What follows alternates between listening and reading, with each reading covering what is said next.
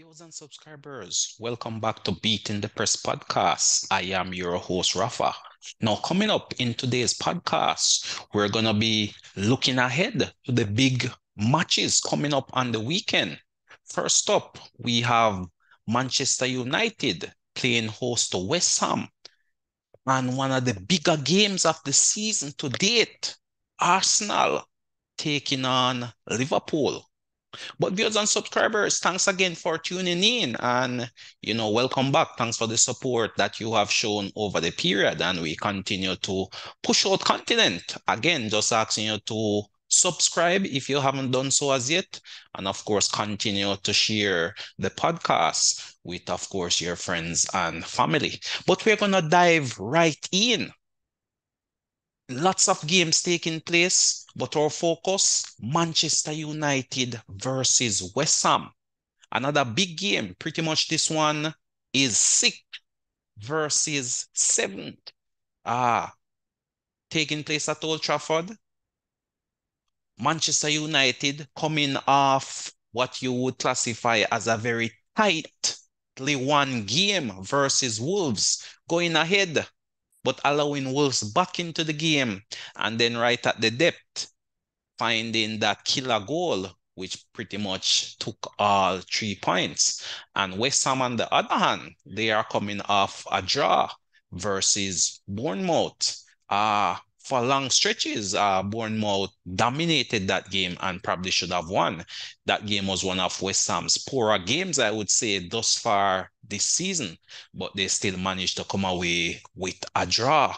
So these two teams face each other on Sunday, and it should be a very exciting, it should be a very tightly fought game right there over at Old Trafford.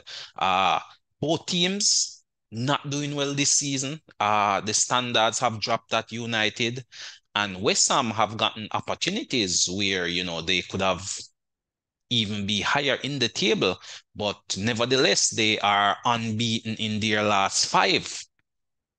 And this is one which Moyes, again, former Manchester United coach, will be hoping to get one over on his old team at Old Trafford. Of course, West Ham have made a couple signings in the transfer window as well. Calvin Phillips made his debut versus Bournemouth, and it was his error that gave away an early goal for Bournemouth. So he is still trying to find his feet in this West Ham team, but I believe he may very well get another start at United. United, on the other hand, have a few youngsters coming through. The big name stars have not done the business this season, and they are battling it out in mid-table. But Rashford coming up with a big goal in the last game, and he will be looking to push on in this one. So it's going to be a tight tactical battle, I would say. I believe West Ham won't be taking any sort of risk and will be coming into this one pretty much to solidify themselves. Pretty much, I think they would be looking to batten down the hatches and hoping to catch United on a break of their own. Of course, they have James Ward-Prowse in their ranks, so dangerous team when it comes to set pieces. So that is something United will have to look out for. And United, on the other hand, is now forced to take the game to West Ham, I believe. So oftentimes, United's strength is really playing on the counter. But in this one, at home in front of their fans, they will be looking to dominate possession and really take the game to West Ham. It's going to be a tight affair, viewers and subscribers. But for me, I can't see beyond a United win. I just feel United at home may lift their game and have too much for this West Ham team. United is still a force, even though they haven't been doing well this season. They still have that history behind them. And West Ham, Moyes at the helm, not a lot of success for him at Old Trafford with his various teams. And I just feel with the sort of form West Ham is in, not really playing, any sort of quality football per se. I just feel United will have too much for them. But I still believe it's going to be a tight game. And I believe United may come away from this one with a 2-1 victory. So for this one, my call is really 2-1 in favor of Manchester United. They should definitely be buoyed by their win versus Wolves, even though it wasn't the best performance, even though they gave up late goals. And in fact, they conceded 3 goals in that one. I still feel that in front of their fans, it should be a different game, and I believe they should find enough to get the better of this West Ham outfit. Ten Hag has been under a lot of pressure and, questionable tactics at times.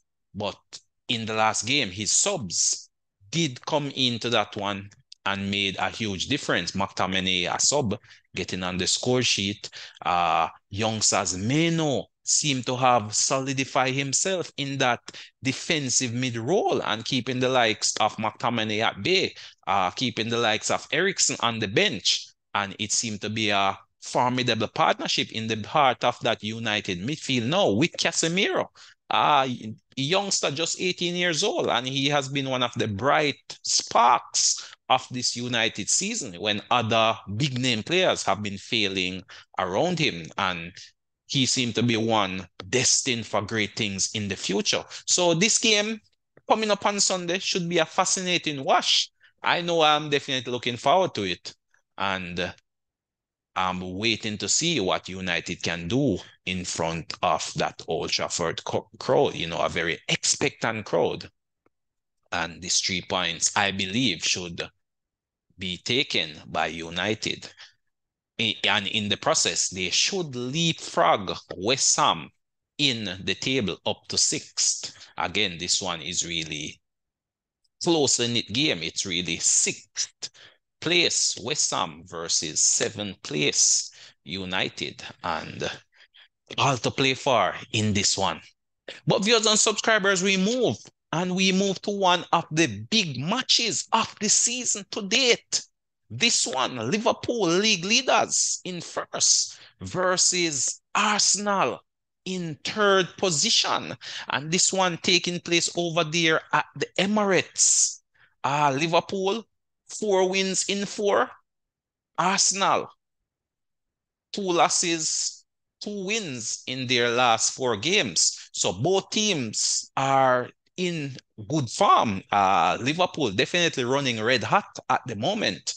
And with the announcement of Klopp's imminent departure at the end of the season, it seemed to have galvanized this team versus Chelsea in the last game. And they really dismantled, you could say, a mid-table Chelsea team over there at Anfield, running away 4-1 winners. And it could have been worse. Darwin Núñez hitting the woodwork 4 times, a record number of times for any player to hit the woodwork in any one EPL game.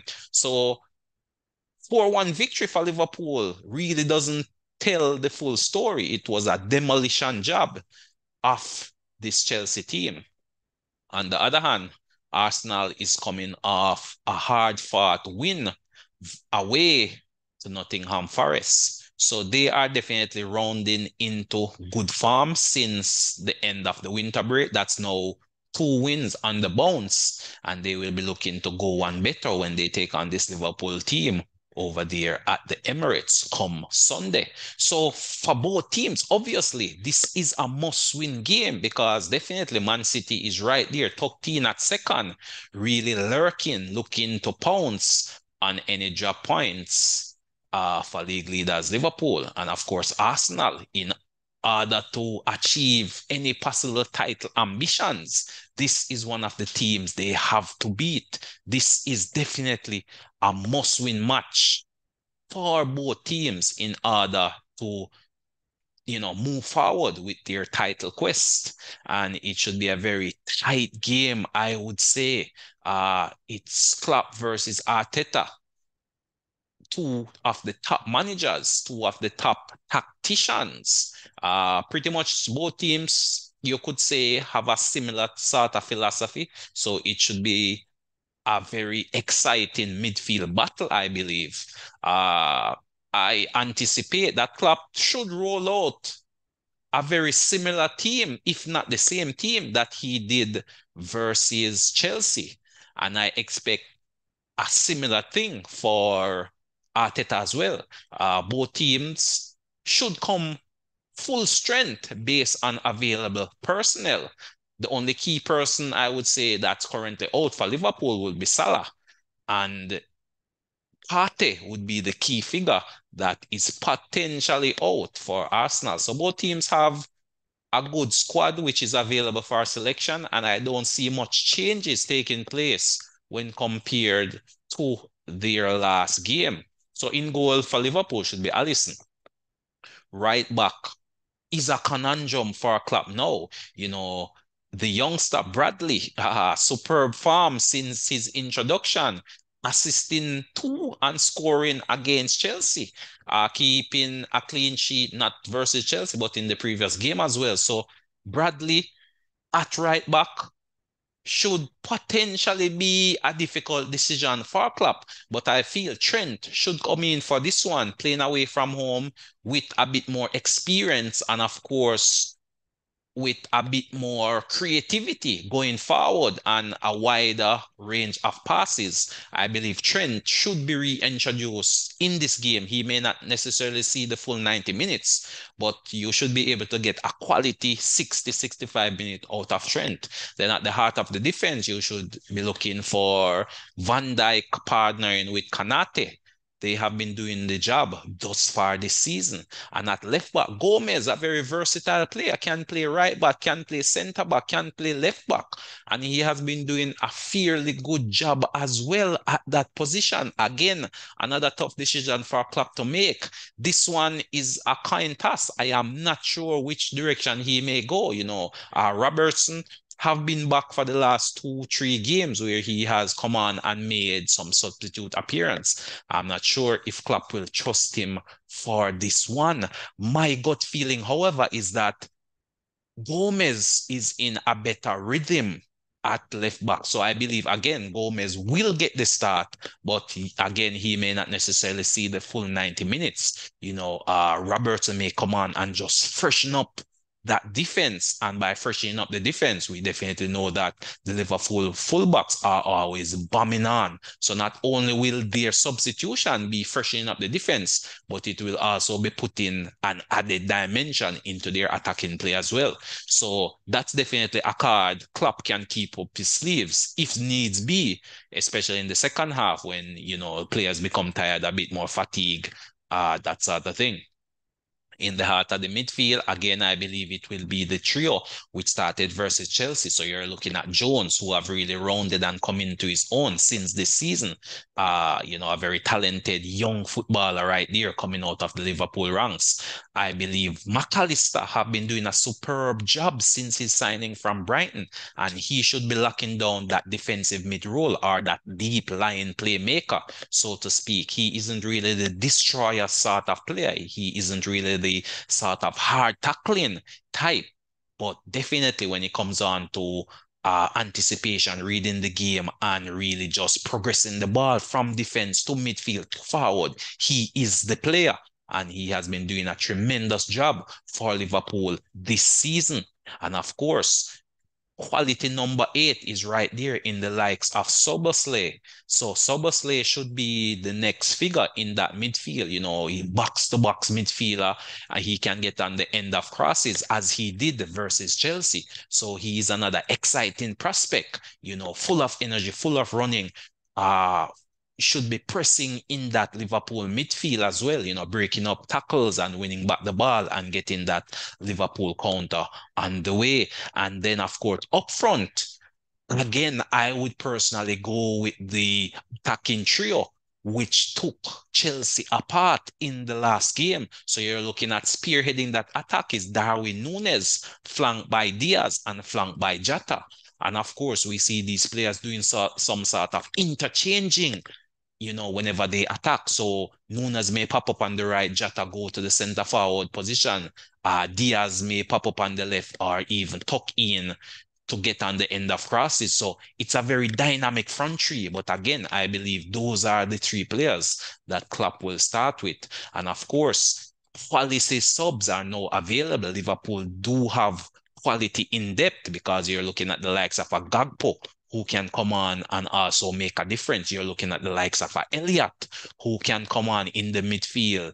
The likes of a Gravenberch again can make a difference in the midfield. So with 5 subs available, look out for Klopp to really ring the changes, especially in the second half, and bring in fresh legs, fresh energy, players with purpose and players with quality as well. So definitely Liverpool, looking at it on paper, I believe Liverpool at this point in time have a stronger 11. On the opposite side of the coin now, let's take a look at Arsenal. Arsenal, of course, in goal. It seems as if the goalkeeper position has now been settled and it is now Raya, the outright number one, contrary to what Arteta has been saying that, hey, depending on who performs better in training, that's the player that's going to get the nod. Nonsense. We have seen now that Raya is the number one goalkeeper for Arsenal. Ramsdale still there at Arsenal, lurking in the ranks.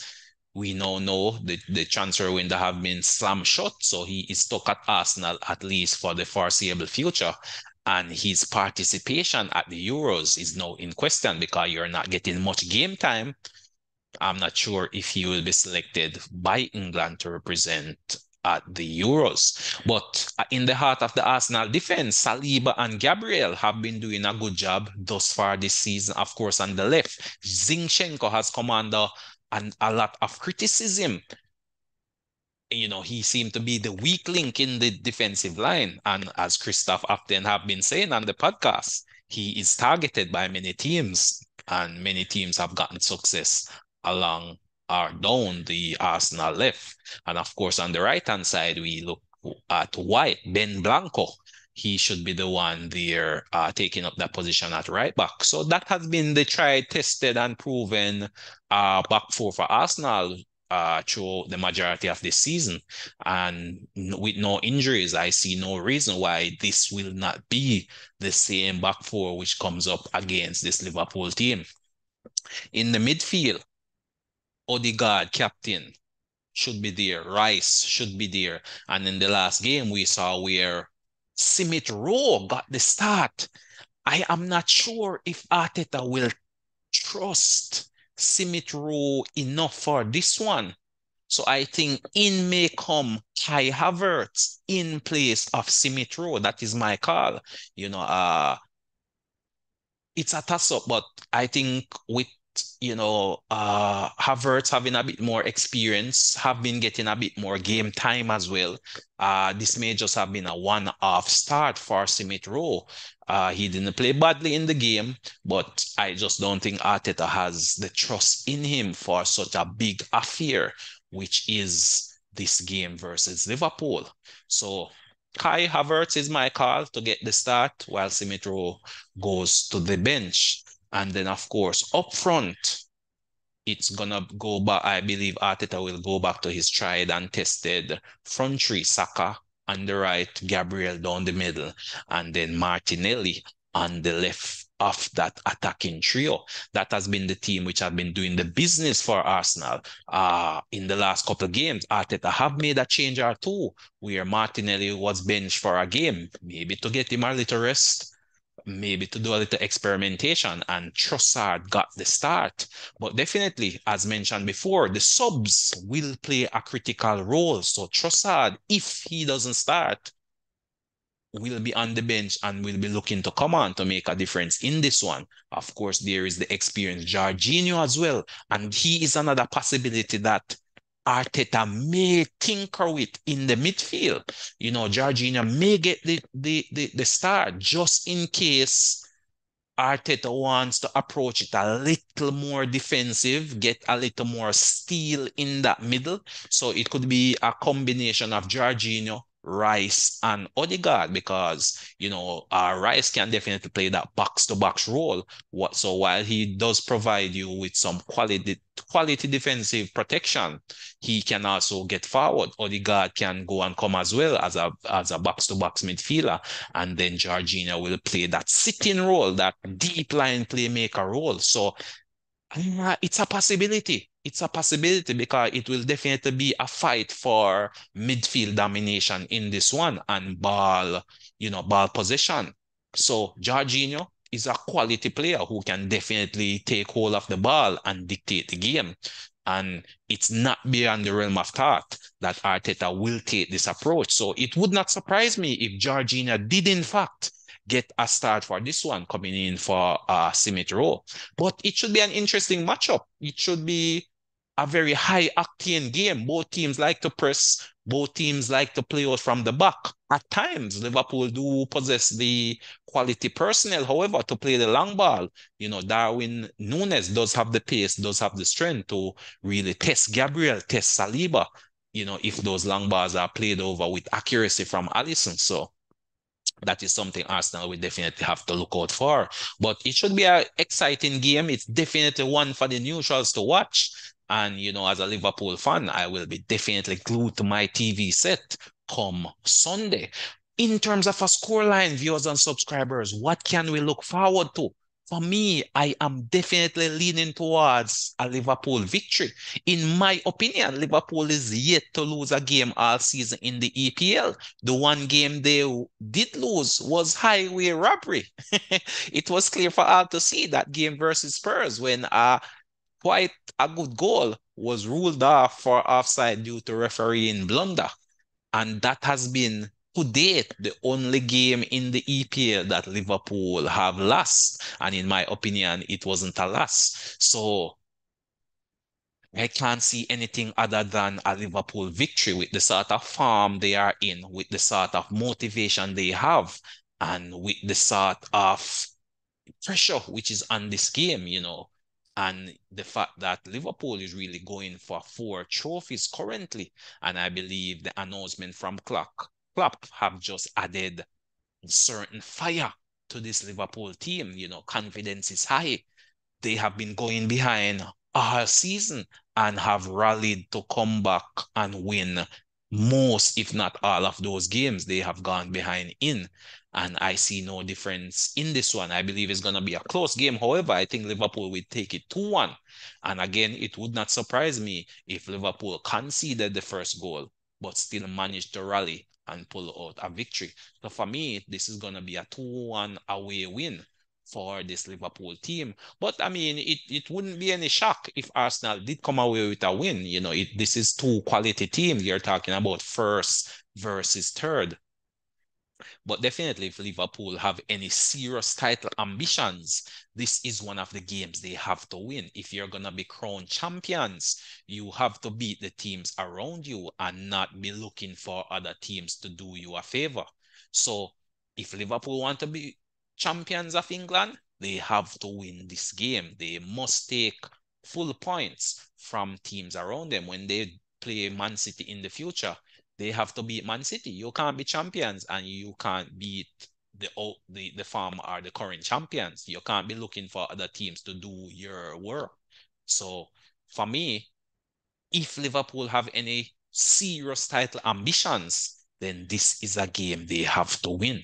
So it's gonna be a mouthwatering affair, viewers and subscribers. Definitely. Get your TV sets locked in on this one on come Sunday. But viewers and subscribers, leave your comment. Let me know what you think. What is your predicted score for this game? Will it be a Arsenal win? Will it be a Liverpool win? Will it be a draw? Let me know in the comment section. But again, viewers and subscribers, thank you again for tuning in to us. A number of games still taking place and lots of football to watch, definitely. But until next time, this is Rafa signing off.